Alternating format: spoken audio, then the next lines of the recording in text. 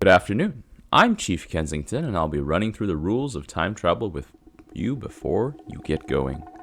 Rule number 1. This should be obvious, but do not make physical contact with any iteration of yourself from any time period. The amount of energy released from a SCE is enough to crack the universe like eggs, so don't do it. Rule 2. Don't change anything major, as the universe does not enjoy having to create alternate universes for different endings to history. Rule 3. As you may have gathered from Rule 2, time travel isn't inflictive. It just makes different realities, which, as I just said, the universe does not enjoy, so don't piss her off too much. Rule 4. If your Mobius ring gets damaged at all on the field, bring it back and commission a new one. These things are calibrated to such minute levels that you can't even compare the Planck length to it. We don't need you getting accidentally tossed away into an age before our founding, or the mesh between realities for that matter. Rule 5. If your Mobius ring gets stolen or completely broken, you better pray that you have found yourself in a time or reality where we exist. Otherwise, have fun waiting. Rule 6. You will find that your aging processes begins to slow to a snail's crawl at some point.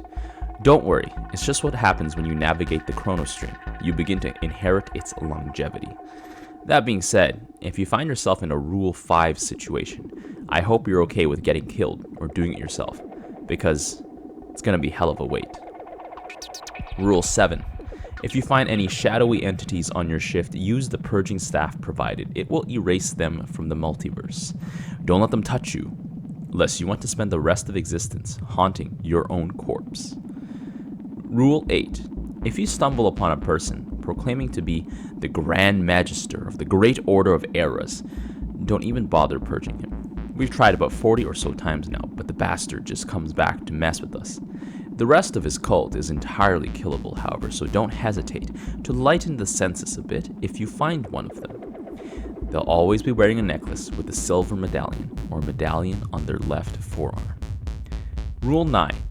If you ever find yourself on the chronostream and you hear a low, bellowing hum, hope and pray that it's not hungry. Rule 10.